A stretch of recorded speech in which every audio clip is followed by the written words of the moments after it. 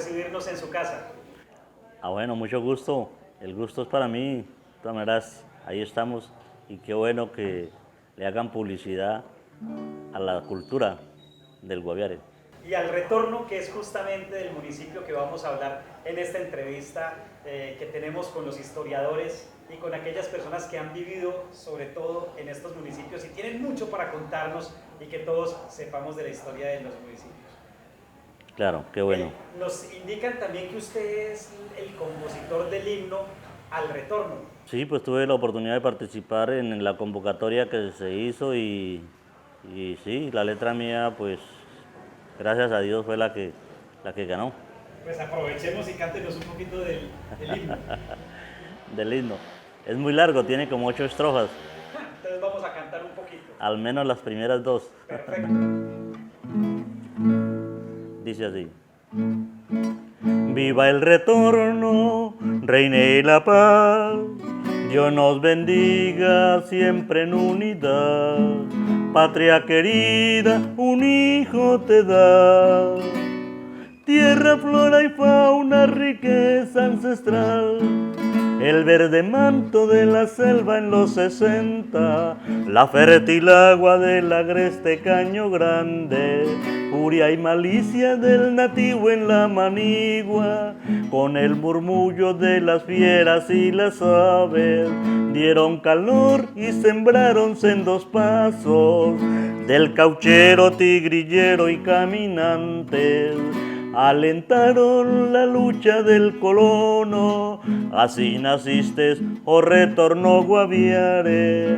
Viva el retorno, reine la paz, Dios nos bendiga siempre en unidad. Patria querida, un hijo te da. Tierra, flora y fauna, riqueza ancestral. Manigua, colono, diversidad de flora y fauna, todo eso está resumido en estas 2 primeras estrofas. ¿Eso es el retorno? Eso es el retorno.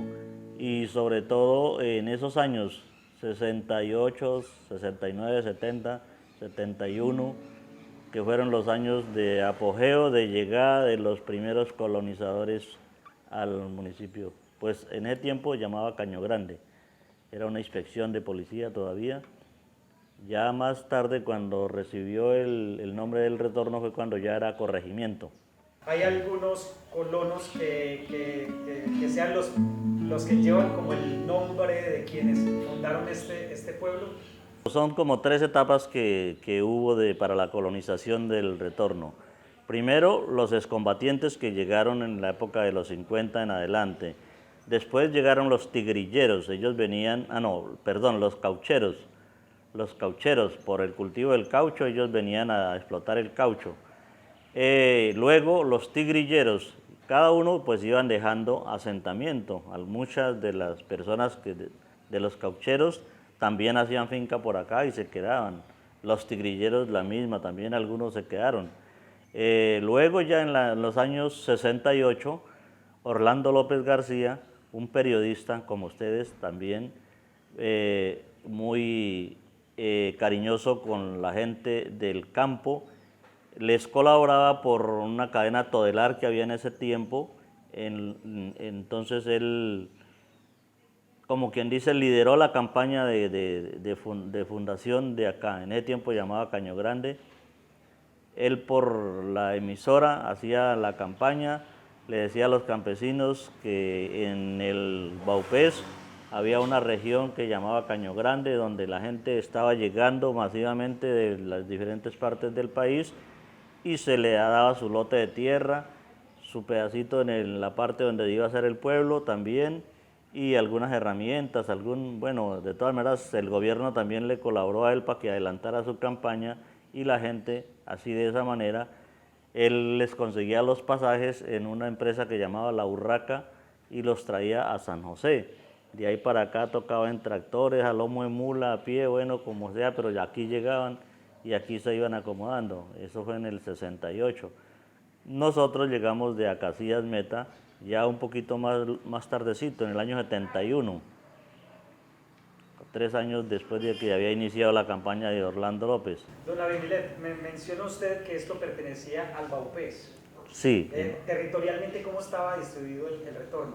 Esto primero eran intendencias, luego comisarías, la comisaría, y luego ya se vino como en el 90, fue que se pasó a departamento, y ya se dividió los departamentos. Baupés se dividió en Guaviare y Baupés, porque todo pertenecía al Baupés cuando llegamos nosotros por acá. Y así es que hoy día, pues, en ese tiempo tampoco llamaba el retorno, sino Caño Grande. Pero entonces, teniendo en cuenta de que era la oportunidad de que mucha gente que había sido desplazada del campo, de sus tierras, volvieran a tener su tierra propia y su forma de vida para su familia, entonces se dio cuando ya era corregimiento, entonces se votó por el nombre del retorno. Entiendo también que dentro de sus composiciones tiene la historia de cómo se llegaba y cómo era el pueblo, si nos la quiere compartir. Sí, pues incluso hice una cancioncita así, y que se llama Fundando al Retorno, donde más o menos relata al menos la forma como nosotros lo hicimos para venirnos desde Acacías hasta aquí, a este territorio.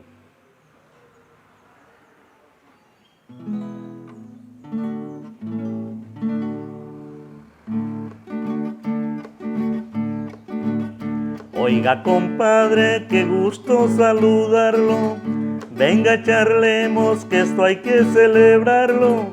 Usted recuerda lo mucho que sufrimos cuando al retorno estábamos fundando. En un camión metimos la familia, con los corotos nos trajo a Puerto Lleras. Luego en un bongo 2 días arriba abajo, desesperados huyendo a la pobreza. De San José en un tractor a Caño Trueno, los animales los echamos caminando. A lomo de mula del Trueno a Caño Grande, Arcadio Llano salió para albergarnos. En el retorno hay gente de todas partes, paisas, boyacos, negritos y nativos, en homenaje a colonos fundadores, feliz motivo para estar reunidos. A Orlando López lo recuerda mucha gente, para traerlos los montaba en la urraca, viendo las selvas del Baupés en esos tiempos. Muchos pensaban me monté en la berraca, muchos colonos fundadores ya murieron, otros se fueron huyendo a la violencia. A Dios pedimos por ellos y nosotros, viva el retorno y no más indiferencia. Ya nuestra vida se acaba en esta tierra, dejemos tanto silencio que envenena. Vale la pena mirar hoy al retorno, que es el primero en producción ganadera. Muchos colonos fundadores ya murieron, otros se fueron huyendo a la violencia. A Dios pedimos por ellos y nosotros, viva el retorno y no más indiferencia.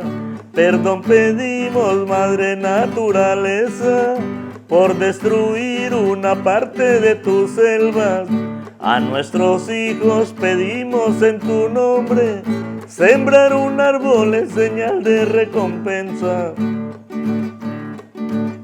Comiendo plátano, arroz, maíz y yuca, con cachicamo, la paya hasta churucos, llevando lluvia, barro y fuertes solazos, 4 narices, avispas y bejucos. A mano vuelta con todos mis vecinos, con guarapito de caña que es tan bueno, fuimos cambiando la selva por praderas, y así fundamos al retorno que hoy tenemos. Perdón pedimos, Madre Naturaleza, por destruir una parte de tu selva. A nuestros hijos pedimos en tu nombre sembrar un árbol en señal de recompensa. Hoy celebrando todos los campesinos, nos encontramos contentos y seguros. Corregiremos unidos los errores, para el retorno vendrá un mejor futuro. Oye, don Abimelech, qué rico es contar la historia con música. ¿Cuántos se demoraron ustedes o cuántos se demoraban en esa época? Por ejemplo, usted que llegó con su familia desde Acacías hasta esta zona. Sí, el primer día montamos en el camión con los animalitos, se echó de todo eso, hasta un tío Marcos en ese tiempo que ya murió, nos trajo en el camioncito de él hasta Puerto Lleras. Ahí buscamos un bongo, una canoa grande donde cupiera todo y ahí echamos y arrancamos, pero al otro día, porque ahí nos quedamos en Puerto Lleras, hasta ahí fue la primera jornada. De ahí al otro día madrugamos a cargar y a salir, pero no alcanzamos a llegar en el día a San José. Nos tocó quedarnos en una hacienda que llamaba Candilejas, que ahí tenían corral y le prestaban a uno para los animales y descansar y hacer la comelona y madrugar a salir al otro día, volver y cargar y arranque. Llegamos a San José a las 10 de la mañana, ya al tercer día, y de ahí de una vez busqué el tractor que había, que en ese tiempo un tractor era el que traía a las familias que iban llegando hasta Cañotrueno, porque de ahí para acá no servía la carretera. Y eso era una trocha para ese tractor, eso era una trocha pero fea. Pero sin embargo la familia se vino ahí, yo me vine con un tío y con un cuñado trayendo los animales a pie. Aproveché para amansar una potranca cerrera que traíamos, ya ella venía cansadita y logré montármele y ahí sí le tocó aguantarse. Llegamos aquí como casi a las 6 de la tarde, de las 10 a las 6 de la tarde para llegar acá. En ese tiempo Arcadio Llanos, por eso lo nombro en la canción, él era habitante de ahí del municipio y tenía un pedacito de tierra, todo eso lo que es del tanque hacia la parte de allá, tenía un potrerito y ahí nos dio permiso de meter los animales y a nosotros nos dejó una piecita grandecita para que nos albergáramos con la familia ahí. Entonces, eso es una tragedia en ese tiempo, porque nosotros de ahí teníamos que seguir ya hacia la finca o hacia el fondo que íbamos a hacer. Y así fue, al otro día la familia la dejamos ahí en esa piecita y nosotros los varones nos fuimos a la finca, al fondo donde íbamos de una vez a echar hacha y machete y empezar a cortar la palma para hacer la casa. Y a los 15 días ya estábamos allá viviendo en la casa donde íbamos en medio de la selva, abrimos el espacio, a la orilla hay una morichera y de la misma moricho cogíamos la palma para hacer la casa y a los 15 días de haber llegado ya estábamos viviendo en lo propio. Claro, y en ese sentido, cada tanto empezaban a llegar colonos y colonos y Sí, colonos. eso estaba desde el 68, le cuento. Y ya estábamos en el año 71 y seguía la gente, el apogeo de la gente. Y aún todavía la gente está llegando a coger selva para hacer su finca. Bien. Don Abimelech, ¿en algún momento les llegó a pasar a ustedes como familia de pensar, Dios mío, ¿qué estamos haciendo? Pues de pronto a nosotros no, a mucha gente sí le sucedió, gente que venía de pronto del interior del país y que ya no estaba un poco desacostumbrada al campo, sí le sucedió, gente que se iba nuevamente, llegaba y no se aguantaba la rudeza de la selva y se iban, pero pasaba un tiempito y volvían. Entonces también eso llevó al nombre del pueblo. Gente que como que venía, miraba, como que le gustaba, pero no aguantaba, se iban, pero volvían otra vez. Nosotros no, porque veníamos del campo y estábamos acostumbrados a trabajar y a ser fuertes en el campo. ¿Cómo era el retorno pueblo cuando ustedes ya decidieron venir a quedarse aquí?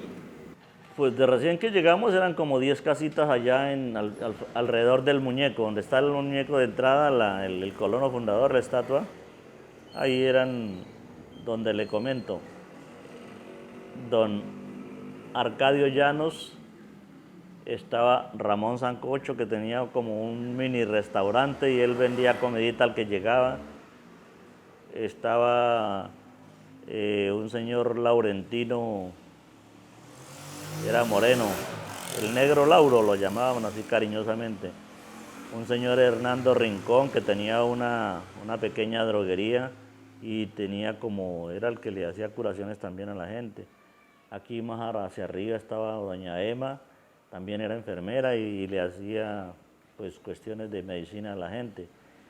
Era un señor Ismael Moreno, tenía un supermercado, otro que se llamaba Edgar Abril, eran dos hermanos. Era la gente así como los primeros que estaban ahí en la parte del centro que era ahí alrededor del muñeco, de la entrada. Claro, por eso es que están en su otra canción. Exacto, sí.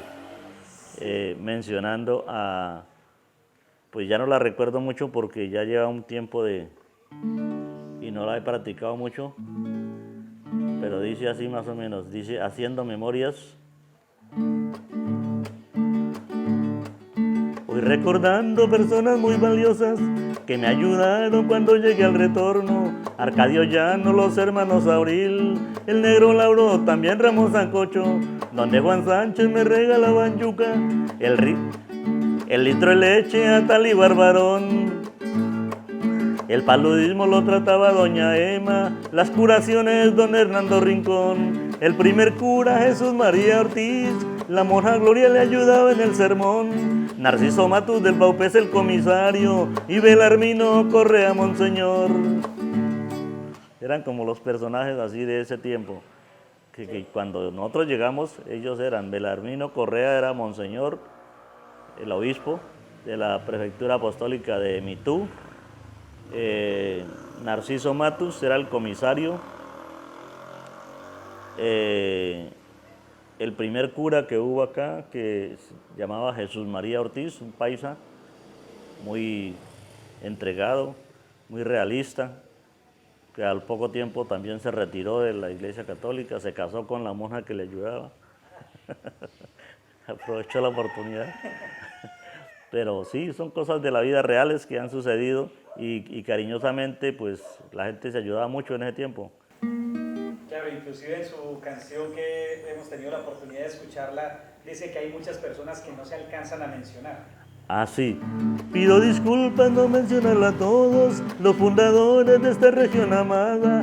Llama al retorno y su pueblo y agradece a esos valientes que su vida arriesgaban. Y cuando usted dice que la gente arriesgaba es de verdad, es que estamos hablando de una zona muy compleja de llegar. Claro, porque en ese tiempo era completamente selva virgen, uno salía de aquí a 10 minutos y ya tenía que pelear, encontrarse con los cajuches, con el tigre, con todos los animales.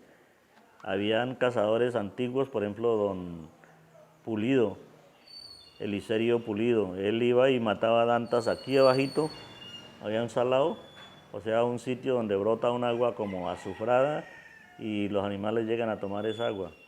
Entonces él iba y cuando la gente estaba que no tenían que comer o no tenían carne, bueno, iba y les mataba una danta y se las traía en la canoa y la gente bajaba al puerto y la pelaban y la repartían para toda la gente del pueblo. Don Abiel, vemos que ese pueblo que usted nos relata, que creció alrededor de esa estatua de alguien característico del retorno, pues ya es un pueblo bastante grande, vemos ya muchas cuadras, vemos que se ha esparcido tanto a la derecha como a la izquierda.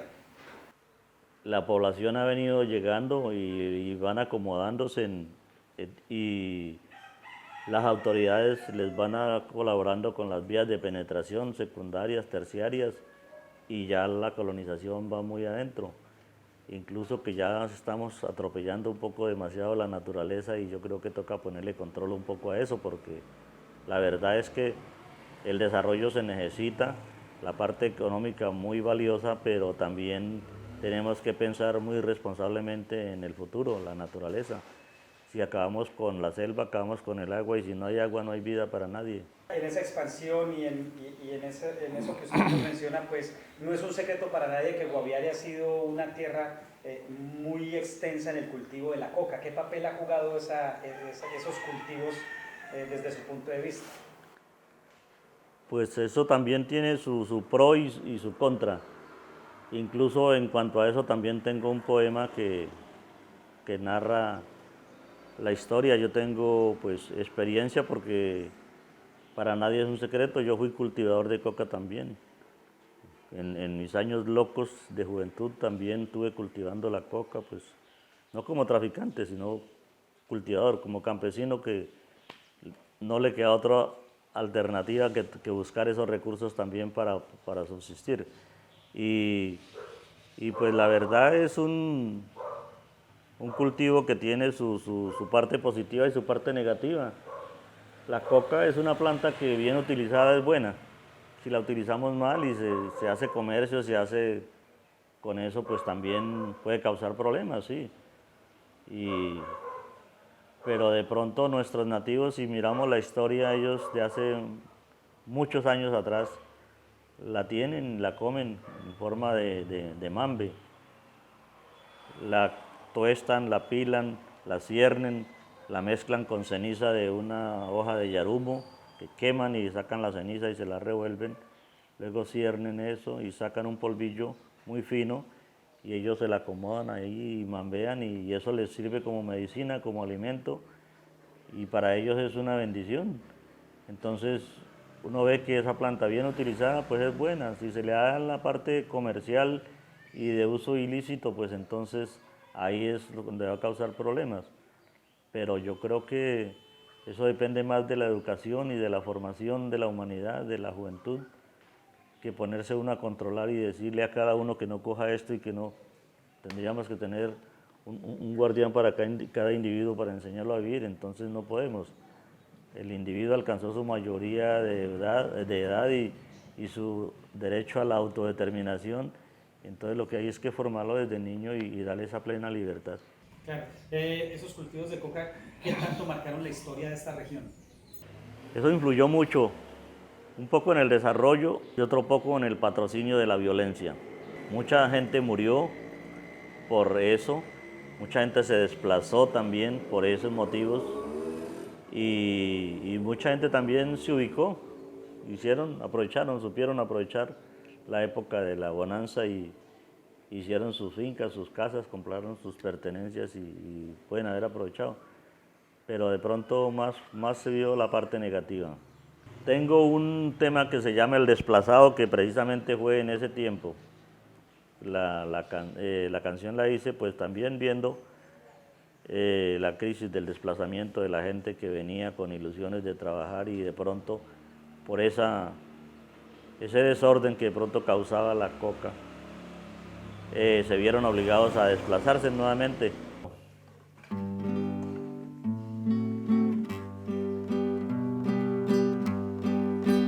Confundido en la ciudad yo estaba, con mis hijos también mi mujer, sin trabajo y viviendo en tugurios, muy a medias si podíamos comer.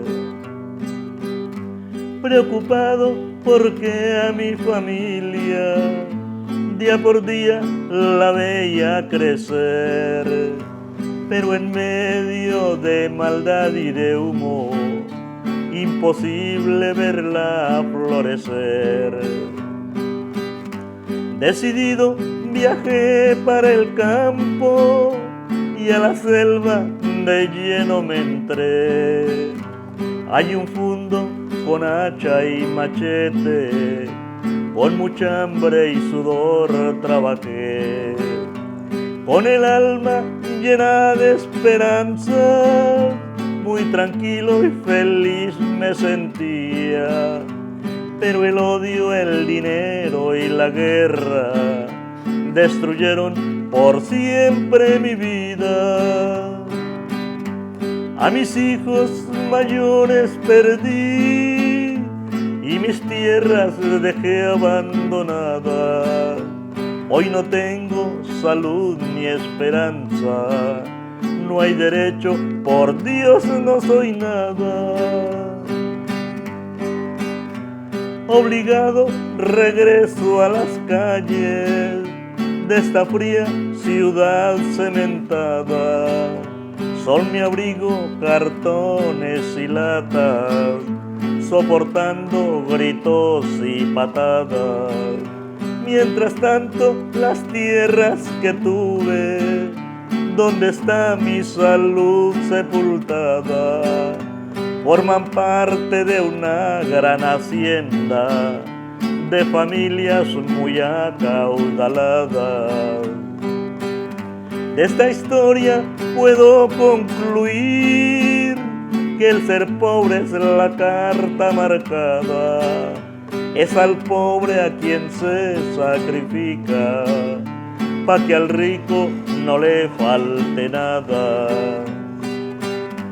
Yo le pido al Señor Jesucristo que a Colombia voltee su mirada, nos ayude y así lograremos la justicia y la paz anhelada. Ese es el desplazado. Triste situación la que tuvo que vivir mucha gente de Colombia y sobre todo de esta región. Sí, eso en el Guaviare no fue la excepción, también se dio ese problema del desplazamiento. Mucha gente tuvo que irse, otros murieron desafortunadamente por los problemas, sí, porque tanto la extrema izquierda como la extrema derecha manejaban el negocio y querían dominarlo, entonces viene la puja entre ellos y el pobre campesino muchas veces quedaba en medio del fuego, que por qué le vendió a ellos, que por qué le vendió a ellos, entonces y cuando de pronto el campesino no tiene la culpa, él busca por obligación la economía y los otros buscan también su negocio y viene el problema. Entonces, por eso esa es como la parte negativa de la coca, que ha sido como el fuego, como la gasolina para la guerra también. También sabemos que usted tenía una finca y que le tocaba venirse por el caño en muchas ocasiones y que por ahí tiene su historia y su percance. Esa situación que sufrió usted, sufrieron muchas personas en este sector. Uy, claro, la cantidad de accidentes, porque era que en ese tiempo del apogeo de la coca era mucho el tránsito de motores por el caño grande, voladoras, lanchas, embarcaciones, canoas que subían y que bajaban, entonces mucho tráfico de motores fuera de borda y eso no faltaban las estrelladas, que se volteó la canoa, que bueno, se rompió. Entonces, en los accidentes, casi los niños son los que llevan del bulto. Van las familias, llevan niños, se trambucaron y bueno, o alguna persona que quedó golpeada y cayó al agua golpeada y se ahogó. Entonces, eso fue muchos los accidentes que pasaron por eso, por este caño grande también, así. Ángel Usabi es una hija que tengo, en ese tiempo tenía 6 meses, y veníamos de la finca, exclusivamente en la voladora, con mi esposa, las otras niñas, ya una de 6 años, la otra de 5, y la mayor, Carolina, tenía 11 años. Y veníamos todos en la voladora y traía 2 trabajadores, y había una señora que la miré en embarazo en la orillita y me dio pesar no recogerla porque me pedía el favor que la trajera. Y yo viéndola en embarazo me dio pesar. Me devolví, la recogí y seguí venía hacia el retorno. Cuando como 2 vueltas más arriba fue la estrellada.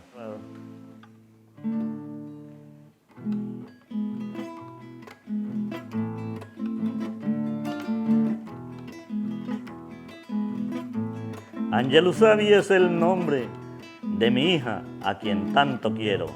Porque es la prueba viviente de que existe un Dios grande y bueno, y María, Madre de Cristo, que nos cuidan donde estemos y están prestos a ayudarnos cuando a ellos imploremos. El relato que les hago fue un milagro verdadero. Me sucedió en Caño Grande, Guaviare, en tiempo de invierno, en bocas de Cañocanecas, abajito de Luis Vallejo, cuando la coca reinaba y se movía mucho dinero. Subía yo en mi voladora de aluminio muy contento, siempre con la precaución de cumplir el reglamento, que el que baja va cerrado y el que sube lo hace abierto para evitar accidentes con resultados funestos. Traía toda mi familia y también 3 pasajeros, entre ellos 2 hermanos, llaman Jorge y Edilberto, y recogí una señora que venía enferma para el pueblo. Fueron testigos y apoyo en este horrible suceso. Cuando yo entro en la curva, baja también el abuelo. Traía otra voladora y perdió el control y el talento. Se me vino en contravía como si estuviera ciego y se estrelló contra la mía, dándome vuelta de completo. Me golpeó la voladora y la voladora se me volteó. Quedó boca abajo y Lucía, la esposa, ella venía con la niña de brazos. La niña venía chupando pecho. Entonces ahí fue el accidente. Traté de sacar, pues yo no perdía el control y yo las ayudé como pude, saqué las 3 niñas primero, Carolina, Zulma y Mayra, y ya enseguida me pelé la camisa, los zapatos y volví y me tiré al río.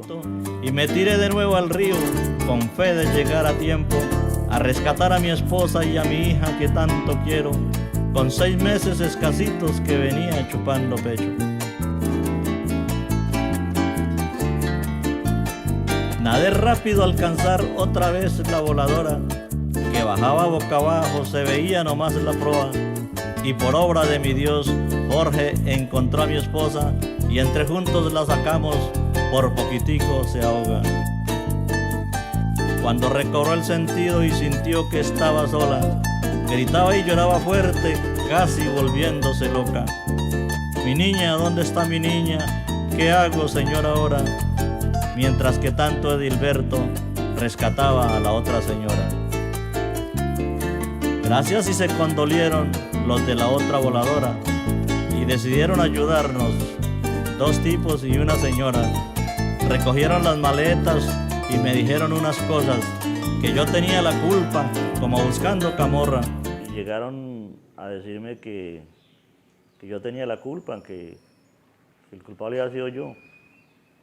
Yo lo que sí recuerdo, les dije, de por Dios, ahorita no discutamos. Mi hija está perdida hace casi un cuarto de hora. Ayúdenme a buscarla y a sacar mi voladora. De pronto esté todavía retenida entre la proa. La corriente la bajó y la prensó contra unos troncos. Les pedí que me ayudaran y la alamos entre todos. La fuimos enderezando a pesar del incómodo, porque el peso del motor la sostenía hacia el fondo. Me sumergí hasta el motor, busqué bien en contorno, pero no encontraba nada y se me agotó el aire todo. Cuando salí a respirar, Jorge nos sorprende a todos. La levantó de un piecito y dijo, está muerta, ni modo. Estaba como un carboncito, tiesa ya, negrita. Dijo, ya está muerta.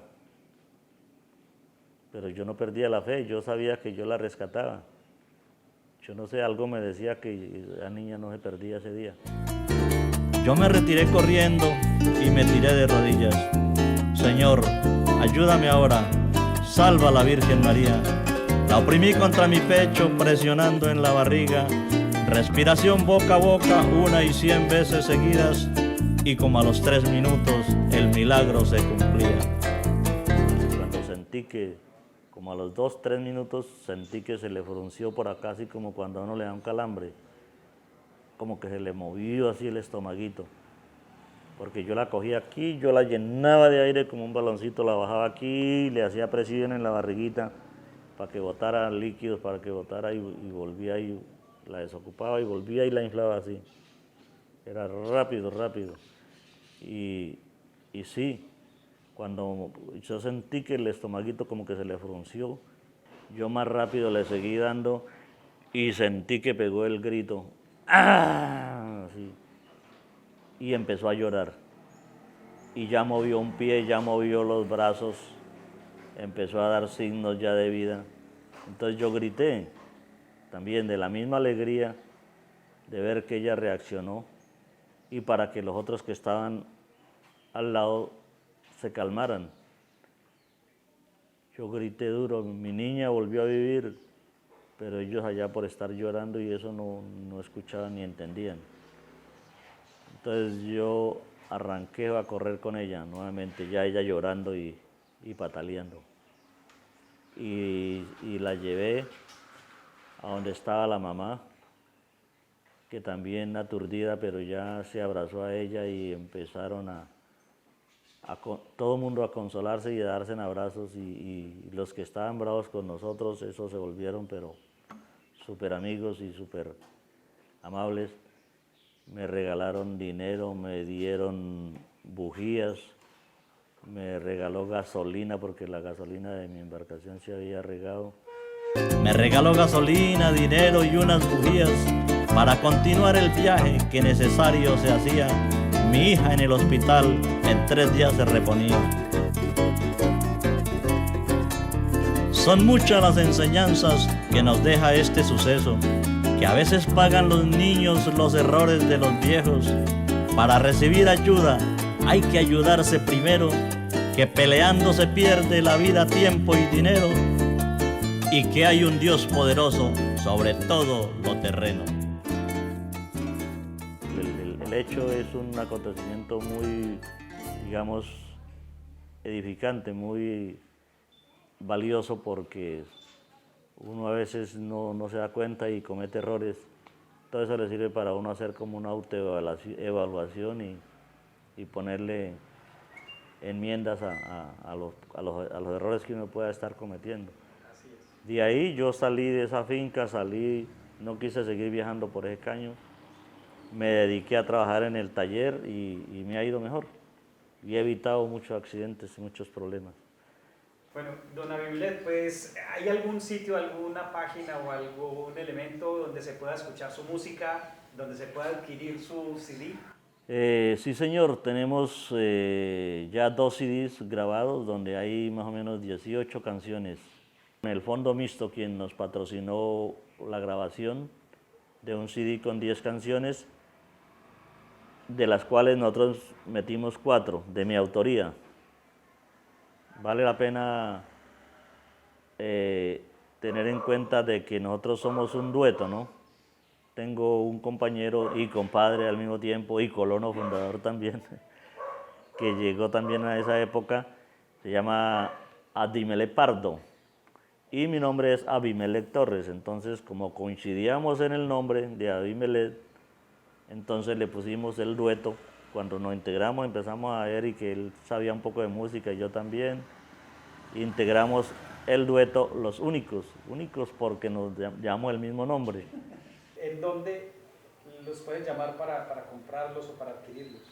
A mi número 319-385-4090.